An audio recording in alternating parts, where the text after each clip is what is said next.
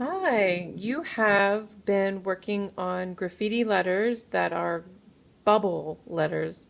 So we've made them big and fat on our paper, and we've used a water-based Crayola marker like this to do a really nice job of coloring in the whole letter.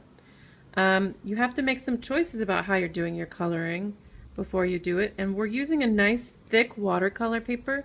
So when you're coloring, you will leave behind some little bits of white, and that's totally fine, but you're still doing a solid job of coloring. So here I've done some coloring for 5 different kinds of letters. This one right here that's kind of orange, I've done something I'm calling shading on this bubble O. And I've used orange for most of it, and then I've used a slightly darker color of red on the inside and the outside of the letter to make it kind of bubble out.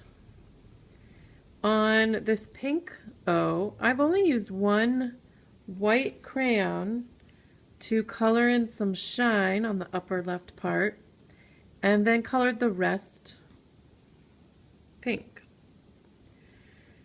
On this color, I just colored it on yellow, and with my Sharpie marker, I did something called a drop shadow. The Sharpie is going to be whatever you see in black, and that will not run when we get it wet.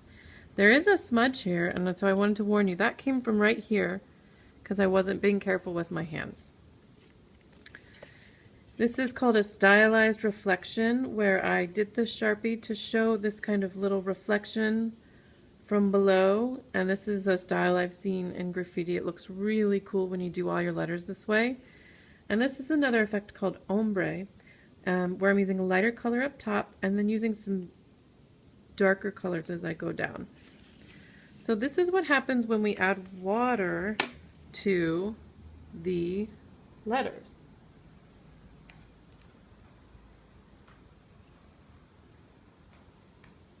You're going to use a straight edge brush that helps you get within the lines.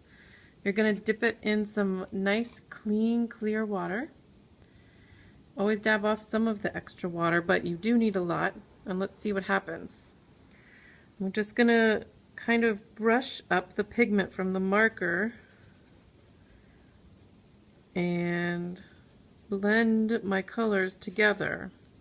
If I need to get a little bit more water, I go in and grab it, and I can see the pigments start to come together. It starts to look rounded and kind of donut-y. Nice solid coloring, and all those white flecks fill in. Now for the pink bubble letter, O. I maybe could have done a better job on this one, coloring in, because it's not very even, but the water does a nice job of leaving the waxy crayon shine behind. Let's try the yellow. I really clean before I do yellow. Yellow is doing a nice job of blending together. I'm going to avoid that dark spot. Well, maybe I blend it in. Oh, I went out of the line. Something you can do if you do that is get a dab of paper towel and just hold it down. And that's kind of the best you can do on watercolor sometimes. Now for green. This brightens it up a little bit. Solids out my green. Makes it look like a solid sheet of paint. So you can see that even Miss Yao could probably do a better job coloring evenly through my letters if I wanted it to be more filled out, but this is a cool look. It looks well painted. And it's probably easier than watercolor. Now for this rich ombre letter over here.